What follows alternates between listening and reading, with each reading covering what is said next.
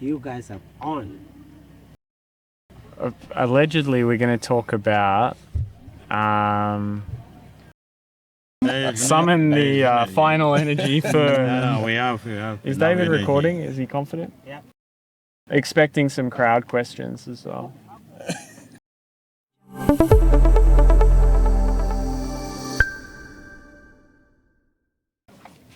Welcome to another POFcast. I'm Rob Lancaster. I'm Menegano Kape. And I'm Simon Duop Jacob. I'm Joseph Lilimoy. Aleer Jacob Longar. And we are here to discuss peace processes in Jonglei GPAA from the perspective of the Peace Canal area coordinators from respectively Greater Akobo, Greater Pibor and Greater Bor. We'll come to that in a moment. We're going to begin with some reflections on peace. Menegano. Yes, I'm ready. So my reflection, I have a friend that I met here last year when I came to Bichibich. A young lady. By then she was pregnant and I was so excited to see her baby. The first day we came, I was asking everyone about her and nobody knew where she was. And she came yesterday and she was looking for me. I was so happy to see her. But I also learned that she came because she heard that there's a big peace gathering happening in Bichibich. And she thought if she stopped by, she may find an opportunity for work to do something.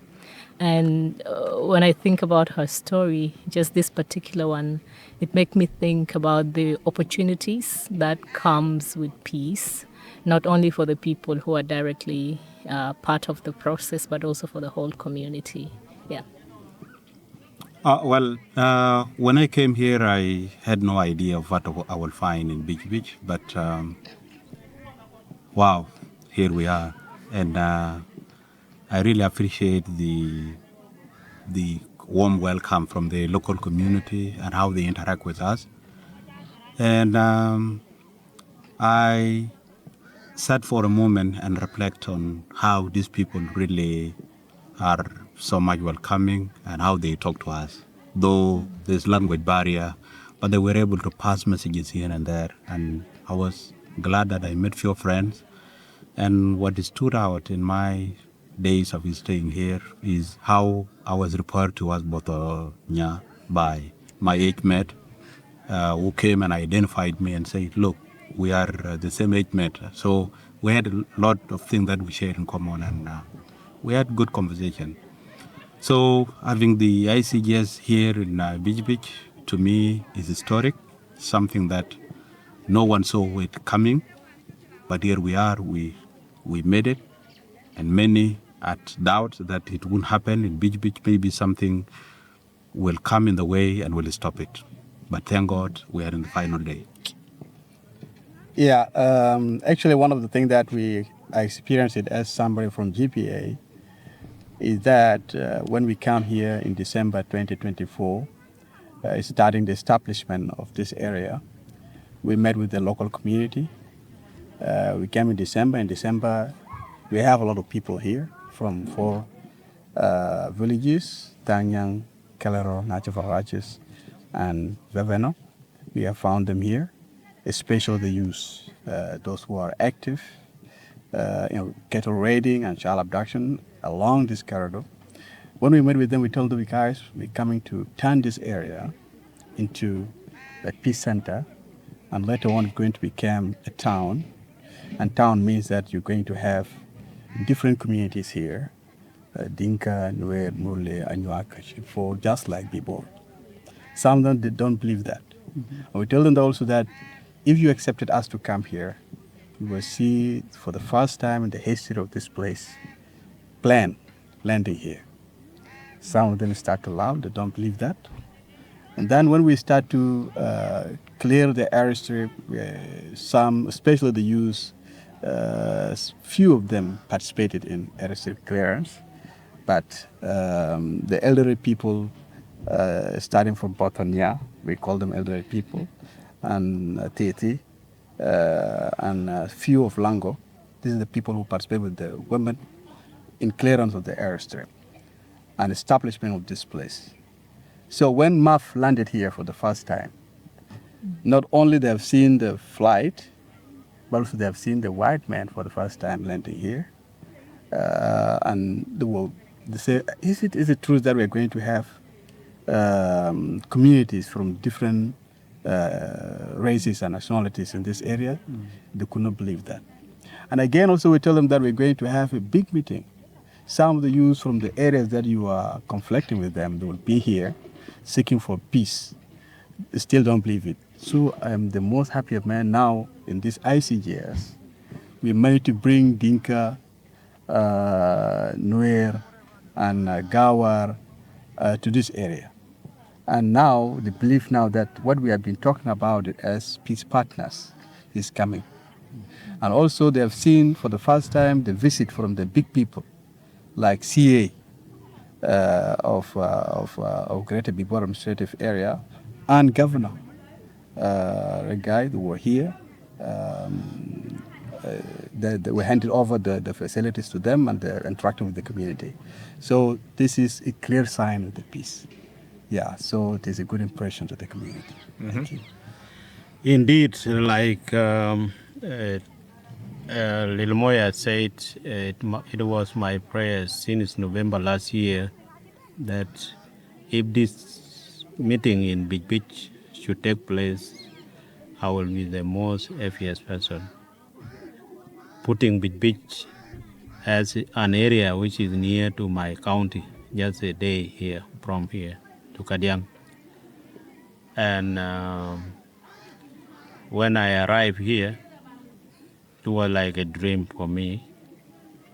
And my interactions with the community members here, really, sometimes I become a little bit emotional when I see some South Sudanese people are still living in this standard. And this shows that this community, even if they go for reading, but naturally, they deserve not to be too much blamed, because you as a living thing, you cannot survive without something that can make you to be alive, like food. Giving the sense that they are not even very far away from agriculture. So assuming that you have 5 cows that have no milk, where do you expect this person to live? So in the process of peace building, I just, in my mind, I look at this and just reflects to the current government now, seeing how the government is planning about the people of South Sudan. And I still, although they committed for peace, but I still have that feeling like the situation will still pressure these communities. And we should not be 100% hoping that incidences will not happen in those areas that we are still witnessing incident now. But when you see the elders and the small children, there is a great hope this thing will be look different in the future. That is my reflection. Thank you. So a lot of positive signals out of the meeting and the fact merely that it's happening here. So your role at present is to work in these different areas with the communities, with the community leadership, and then together with each other to try and define the approach that we take and continue in these areas. But let's take a step back, because in a lot of these conversations, we hear about the choice between taking a route that ends up in more violence and taking a route in life that ends up with more peace. Now, you all have long stories to tell, so I don't want to, well, I do want to, but not today because we don't have time, hear the whole story. But it would be great if you could each share perhaps one moment or something you remember from your story that you feel shifted your trajectory in this direction of working with communities for peace rather than in the other direction, whether it was when you were a child or maybe later in life.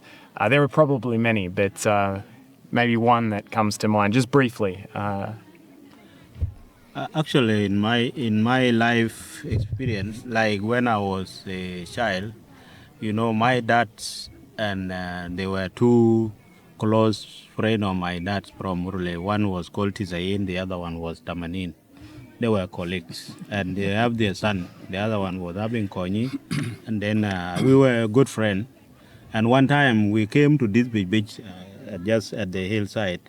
That time my dad was in charge of the security of Canal, this Canal River. So we normally come and stay for 1 week, 2 weeks, so that we take milk, and then in this place they use normally to have meat of grafts. So so when people were talking about beach and it is near the hill, what came into my mind is that if I go there, we can have a positive peace, and this peace will change our community forever. So that was my hope, and I achieved the way I look at it. And the last one, to me, not the least, is the commissioner. This current commissioner here is one of our best colleagues when we were in the bush. He's a guy who really believes on facts, and he has the humanity in him. And you have seen how he was welcoming us, and a very simple person you don't look like he's a boss. And because of that, I believe his approach to the youth at the Nanam side, at the river side, will make more, this community to understand better. So I'm very happy about that. Yeah. Also from my side, I have not been brought up in Murle area. Actually, I was taken when I was 6 years old to Upper Nile, Malakal. This is where I grew up. And Malakal is a multi-ethnic area where myself I learned a lot of languages. I used to speak Dinka, few Dinka, and Nuer and Shuluk. I speak Shuluk perfectly. And when we are there, we have friends from all these people, even from Zande. And we're just Sudanese by then. And we don't have this spirit of that this is this tribe, you belong to this tribe, and the guy belongs to other tribes. And until I reached to secondary school, where I start my education in a place called Tendelti. It is in near Kordofan in North Sudan. This is where I did my education in secondary school. So we were one by then. And even I have a close friend of mine from the Murle community. He's now a big minister in the national government. I doesn't know that we are from one area, from Lekwangele, until the CBA when we came here, and there is this. I want to contest as a commissioner, and I was willing to do that. Where I found that we are from one county. After 25 years, we doesn't know that we are from one area. So which means that by then these social frictions and fragmentation within the one community, it was not there. Now, what is really making this conflict that we had is that instead to us maintain that the relationship that we used to have during the time of struggle, we had from Aleer that when they were Red Army, they speak Arabic, and they were one community, those of David and the current commissioner, and even the commissioner of Lukwangele. It used to be some who can do the morale to the Red Army. You have seen him that. Yeah. Actually, it's the best who can do the morale to the Red Army and all of this. So they were one people. And fortunately, when we come, we don't know what really has went wrong. We find people that they're coming to groups of ethnicities. This is where the problem started. But earlier it was not like that. And actually, and also the ignorance, and there is no education to the community. It is contributed a lot in these things. When we came here, Peace Canal and POF sent some staff to this area, and they are not from Murle. We have Kwangpuk, who came here, and also Tut Riam and Kwanya. They spent a number of months, and this area has no any government. It is only the community, the local community, and we know the tension that people has there.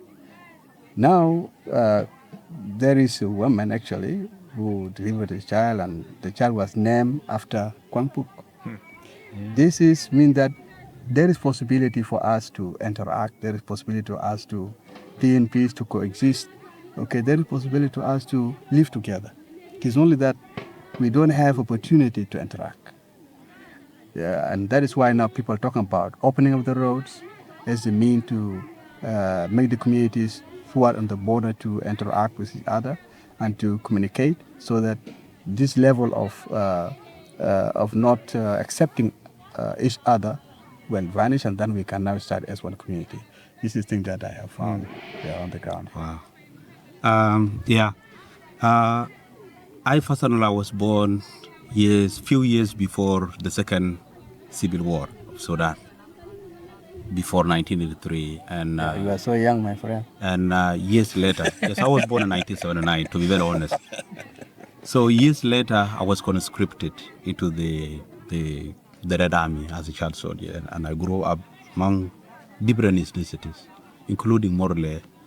And when I was young, I could really speak Lotuko Wow. and a bit of Murle and Maban, the language of the Murle people. And I was happy, working with other people. But something happened when my commander was called Isaac Gallo. He was a commander in the SPLA. He was stationed in Torit. Then he went to Fangak, my hometown, for him to pay visit to his family. And then later on, my dad, I'm the last born of my dad and my mom, so I was sent with him with purpose that I would be taken to school. 3 months later, he was killed in Ler by Sudanese armed forces. And in that moment, when we thought our dream was shattered and everything was a mess, something took hold of me, and that was revenge. As a person, I grew up knowing that revenge was what will settle my loss. I wanted to avenge his death. And when I grew up and was able to be given a gun, I was happily participating in conflict, in wars that was fought between the SPLA and the Sudanese armed forces, with hope that I was settling his score. But little did I knew that settling his score was not going to solve the whole problem, that I was also going to die. I was injured very badly, captured at some point, but survived, and then later on learned that revenge is not going to help us. As I grew up into a person who I am today, I am hoping for a generation beyond revenge. And that is a generation that I must help to get out of this cycle of revenge. And I hope to share this story of mine with people of South Sudan and maybe with wider readers if time allows. This is something, it's a project that I'm working on. Yes. It's great. Great. Wow. That's very powerful. And I think to me that tells where all your passion come from. And we've worked together for quite some time, so I did not know some of these stories. And if you could just tell us a little bit, you've been working in some of these areas or your different areas with Peace Canal, promoting peace and intercommunal peace building for a very long time. What is one thing that gives you hope over the years of working with these communities? If I may start again, I have seen something, the undying hope of our people, the hope that peace will come, that they will live beyond revenge, that they will live beyond this cycle of violence. The resilience that they have built over years is something that kept me moving every single time. Our communities want to reconcile.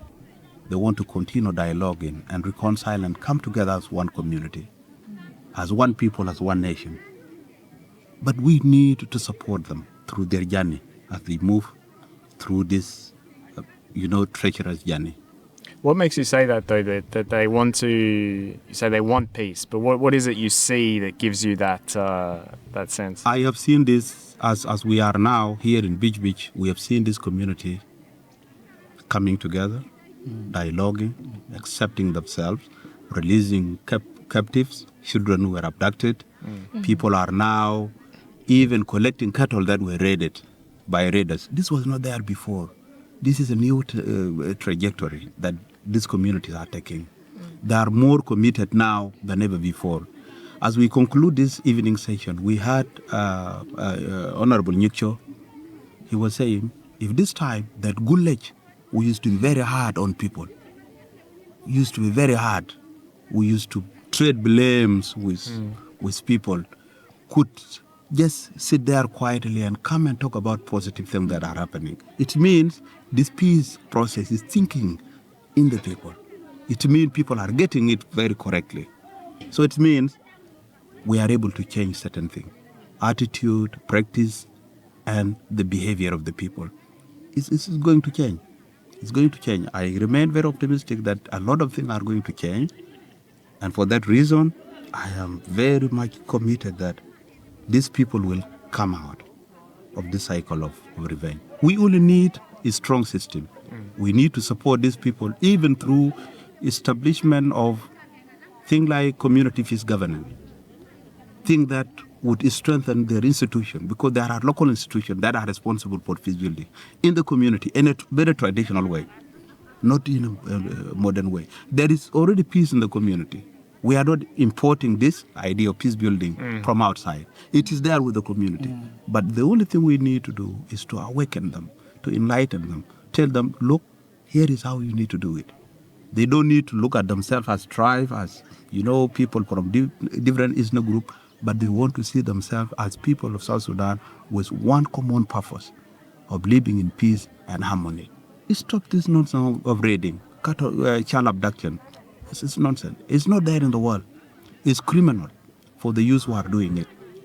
Today we were shocked when somebody came, but it's not for the first time. When an abductee emerged from the bushes, came and ran toward us, asking for help, telling us that she left behind her sister, which is still now at life. This is something that tells us that there are more that we need to do. More that we need to do by working even beyond the call of this duty. Even people who have no contract, people who are volunteers, people who are in the communities need to work with us in this journey for us to be able to achieve these results. Yes, I think I want just to supplement what Simon mentioned. One of the things also that giving us hope that these communities of Jonglei and GPAA, one day they will accept each other, is that now they start to tell the truth about what is going on. Last time when we started these dialogues, they used to conceal the negative action they are doing against other communities. But now they start to accept their wrongs. For example, it is very rare to find Murle community accepting that they have criminals who are really bothering the other communities, bringing cattle and raiding children. Now they start to acknowledge that our youth, we have criminals, we have youth. From this side even, they start to identify the areas where those criminals are. And these things mean that they get tired and they want peace, they want reconciliation to take place. The same also from the Dinka and Nuer.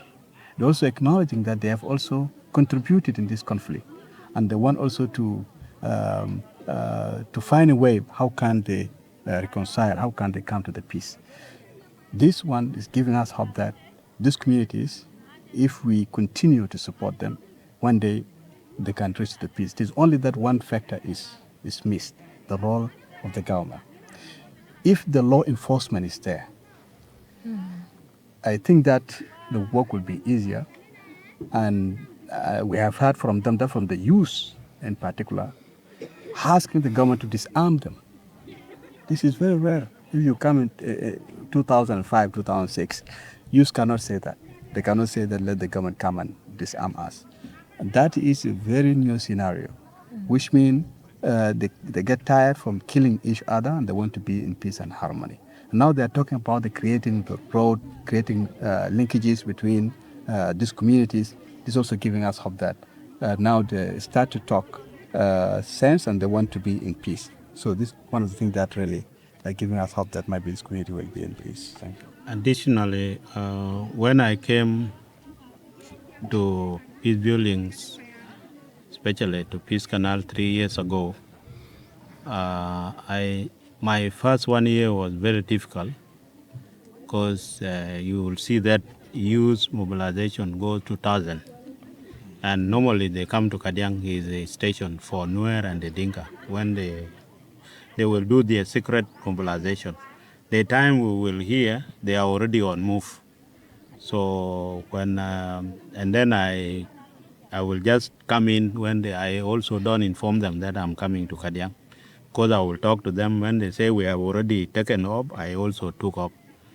Then I just surprise them. So when they see me, they will start talking to me badly. This is your project, and this is why you are fat like this, and all that. And I will just say yes, it's okay, but we can, if you can allow me to talk to you, it will be better. So and normally what I normally tell them, I say the people you are going to them, me as somebody who come from military background, I know when you are going to fight someone, one thing should be in your mind, you are among the dead. You who are sitting here, some of you are already dead. If you are going to go exactly and you reach to Murle area, some of you will remain there. So what you can do now, if there is a way you will talk back to your family, tell your wife, if I die, so and so will take responsibility of our family. And they could look at me, why are you talking like this? I say, yes, this gun I hold it for 21 years. And I know what it is play. So, and from there now they say, and then what do you want? Say, give us chance to talk to your colleague from the other side. And I talk to a young Tuch, Tonbiliu, Madir, who are normally, they remain behind. They come when the action is exactly taking place. And I will talk to them, and then they will tell them what I have told them. That among us, we went and said, and we realized exactly among us there are dead people among us, and this is true. So, and then Ajahn will say, what do you want? They say, give us chance. We are going to talk to Murle authorities and the ship, and we will come back to you. So I was able to actually to de-escalate almost 8 big mobilization in Kadiang. And this one, all of us, I think, are aware about that. So today, what show it is positive, today you have heard from Tonbiliu. Tonbiliu was saying, this one is the real peace now. I have accepted this is the real peace. And because of that, I know they have never accepted to say this is the real peace. A young Tuj yesterday called me when we were here in the evening, and he was asking me, and he said, I thank God if you people have met with people of Bichibich. I think now we have the real peace. And this is what the woman leader from Bichibich today said. She believes now that their children are going to accept the peace. So I think we are almost there. The only challenge that my colleague said is some of the speech from the government official. Sometimes they trigger back the whole things that have happened. And I think for us, we are going to restructure our intervention by targeting some of the community, the government leaders from county level up to state level, by giving them and exactly tell them this peace building is originally from the grassroots.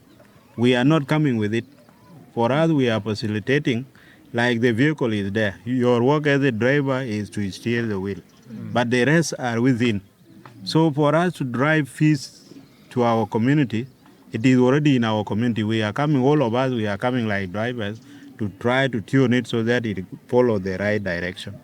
And this is, today I'm one of the people who is very happy that thing will improve greatly. And I hope our donors also who have sacrificed for the last 8 years have to continue with us, because we are almost there.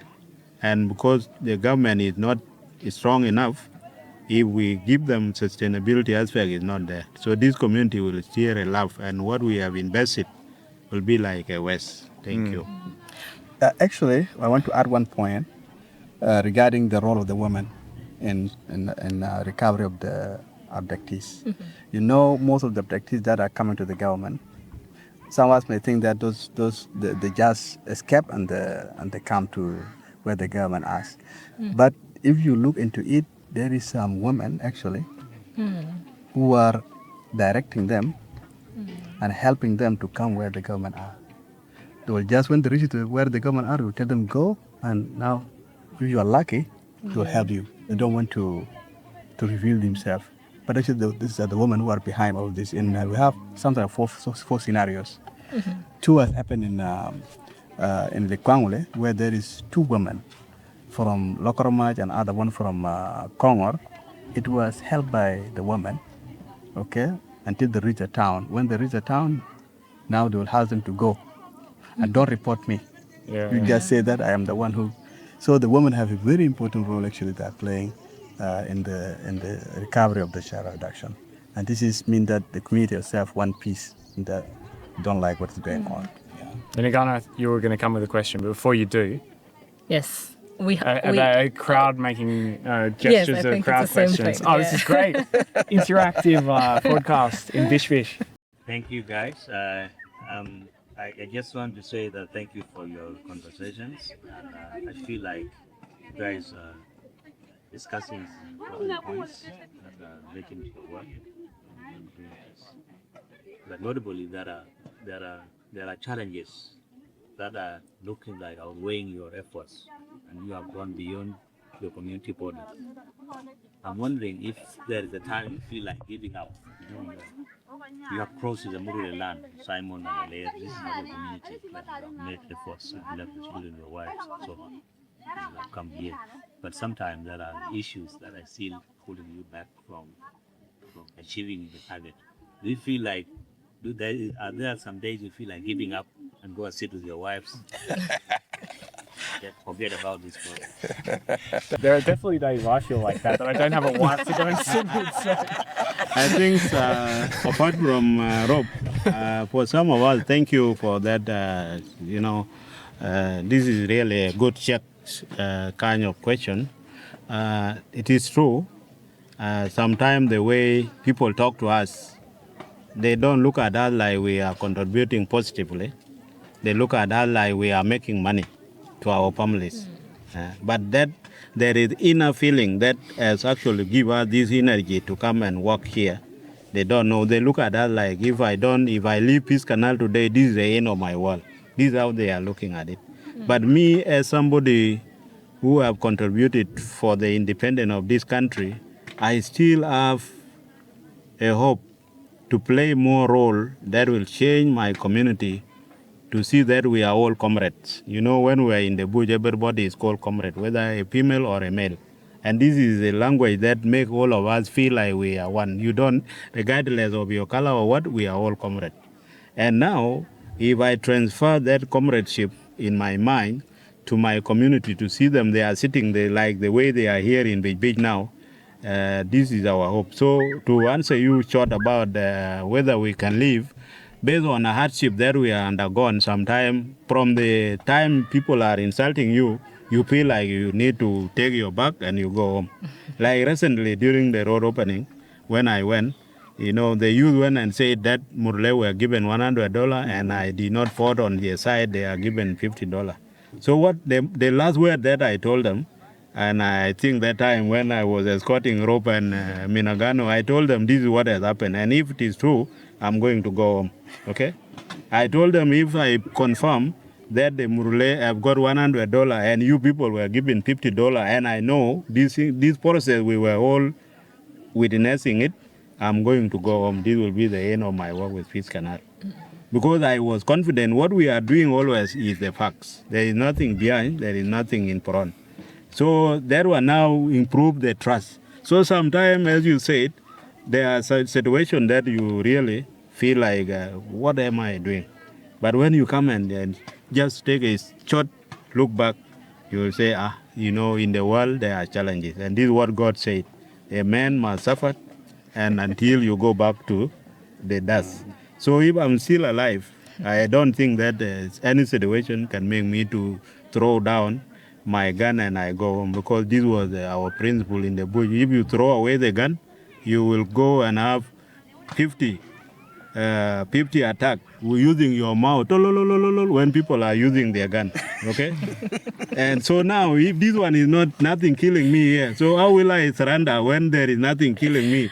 And I was not throwing away my gun when Arab cornered me. I will always make sure if I'm alive, I go out with my gun. So if it come now, just a talk, somebody insulting me, and no insult has no wound. Yeah? So this is what always console me. Otherwise, we are really suffering. And I know even you, the partners, when you come like this, they were saying this morning, you have called us here and even we are suffering, no tea, no what. And all of us, we have no tea since in the morning. But they look like there is something we have taken and we are not treating them fairly. But all these things, you know, when you choose peace building activity, you have to be a servant like Jesus. And this is what we are doing. Thank you. Yeah, exactly. I would say shortly that, you know, I found out that the peace building organizations, they have a lot of challenges, more than any other organization, being distributing the, for example, food for the nutritions or delivering the health services. It's a little bit different. This one, we are dealing with the people who are really have psychological issues. Especially as I myself have a lot of experience, challenges within the community and challenges also with the government. Because peace building, 50 is peace, the organizations, humanitarian organization, also government has also 50 role to play in this work. With the community, usually, as my brothers mentioned, they think that when we are going there, they are project. And we are just making to stay with them, to do activities and just a project for us to get money. Few of them will realize through the process of peace that we are really trying to involve them in peace and to reconcile them with other communities. I can remember that one time we went to one of the outreach areas together with our team. And it seems like there is something going on among the youth. They want to go for raiding. So when they saw us, the leaders of those youth, they gave us a very bad name that this is the spices that are coming to take information. Okay, and some of my colleagues start to get annoyed that why do you name us that name and we are from this community. Okay, so I tell them, no, this is a part of the work that we are doing. Sometimes they can threat you and they can try to kill you. So this is from the side of the community. There's a lot of challenges. They think that we are there to collect information and to disclose what they are doing sometimes. And sometimes also they think that we are just trying to use them for a certain project. So it will take time for them to understand us. From the government also, sometimes might be when you are trying to conduct an activity and you're following the channel of the commands, you're starting with the high hierarchy, for example, from the Minister of Local Government, and you're expecting that it is them now to disseminate the information to the lower layers of the administrations, like commissioners and the rest. And if you're going to start that work, and unfortunately the information has not got to the commissioner, now you will get a problem. If the information has not got to the Payam administrator from the authority, they will ask you, why did you come here and we did not get any information from our upper administration. This also something create a problem. Sometimes also you can go to areas where it is totally controlled by security organs, and any meeting in that site, if they did not be informed, or if some of them that they want to get something, even they inform they want to get something from you, they can sabotage your thing, and even sometimes you can be beaten. So we have these kinds of scenarios. So this sometimes can lead you to think that why I'm risking my life into that extension, why I'm doing something good. We have one of our project officers who had been shot when he was going on mission from one county to another county by the same community where he came from. He was almost to be killed. Okay, but he did not give up.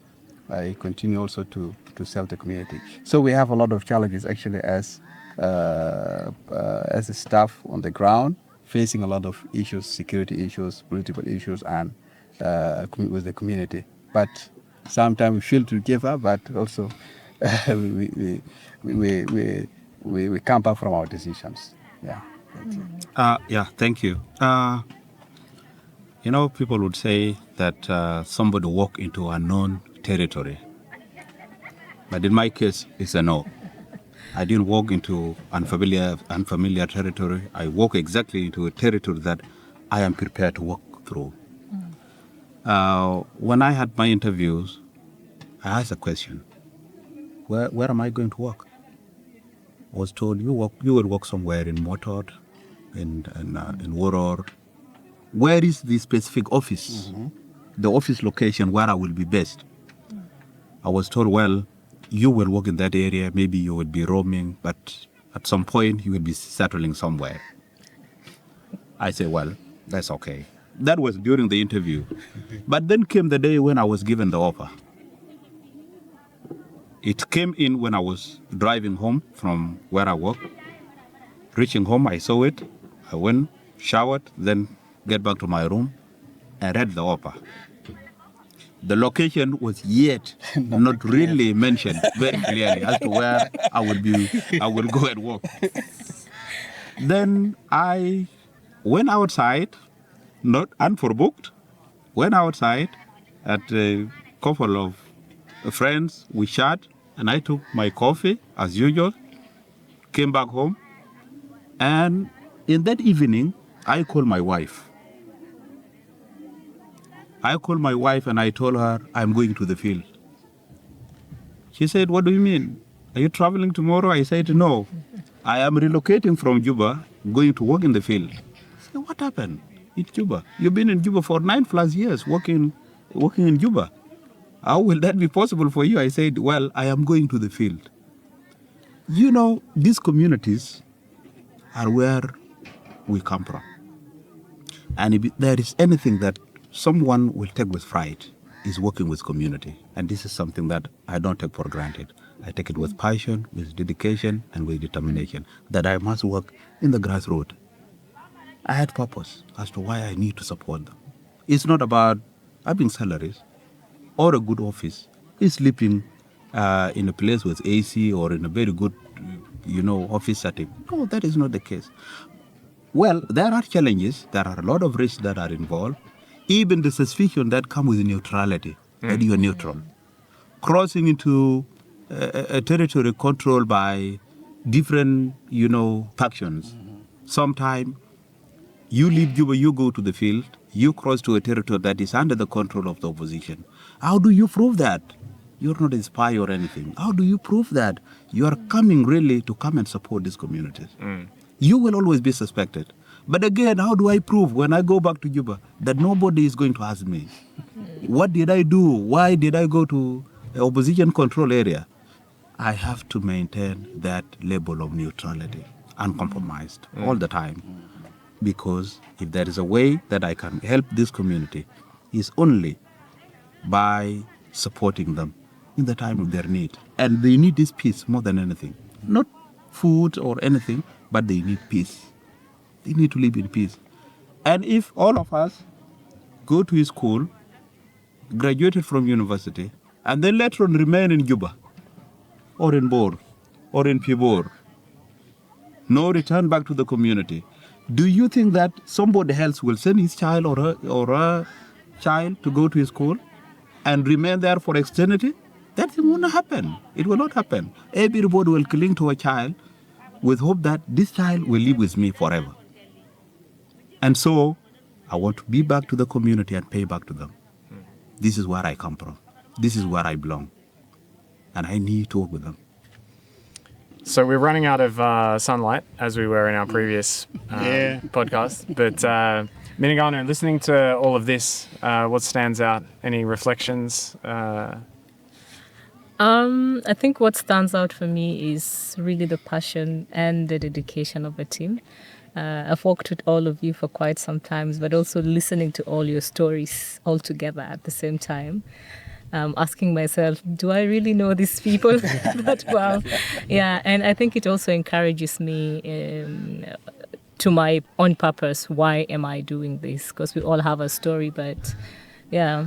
So the journey continues, and I think being here all together in Bichibich is there's a lot to reflect on when you look back at where Bichibich it started as an idea maybe 5 years or so ago, but today we're really living the reality, and I think it's proof that when you have a vision and you commit your time, your energy, and you have a dedicated team that is willing to push the vision forward, it will indeed come a reality. And the vision is big, and I can't wait to see the full vision coming to life. Yeah. Any final thoughts, just in a sentence, before we wrap up? The final thought is that Bichibich will remain as one of the peace centers that we will always be visible in every quarter to see that they are still willing to continue with the peaceful coexistence. Yeah, I think from my side, this ICGS meeting, it will yield more fruits if we contact them in such areas, hot spots areas and hard-to-reach areas where the problem is initiated between those communities. So expecting that now it is done in Bichibich, and we believe that it has a big impact to the community who are here, and also expecting that next ICGS should be done in an area like this one, where we can get the real people, as Ton Billy has mentioned, so that the youth can interact and resolve the issues. Thank you. Yeah, to me, Bichibich, like any other settlement that Peace Canal and POF are establishing, remain a model for me and for community settlement and community peace building process. I look forward for the establishment of Wakehold, just like this place, and Gadiang, which is already under establishment, so that we see these people coming together.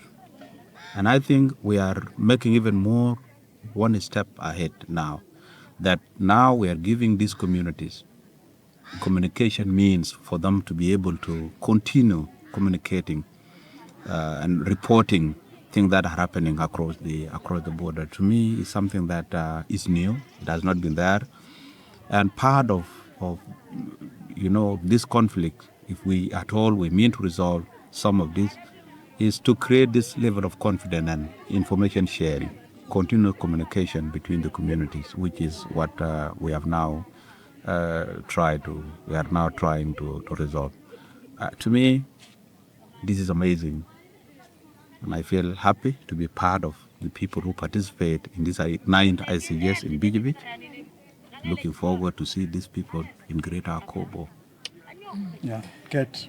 Well, there's plenty more to discuss, so we'll have to have another session in due course, but this has been great. I was ready to collapse before this started, but now it's given me a second wave of energy, at least for the next few hours. So thanks for joining us.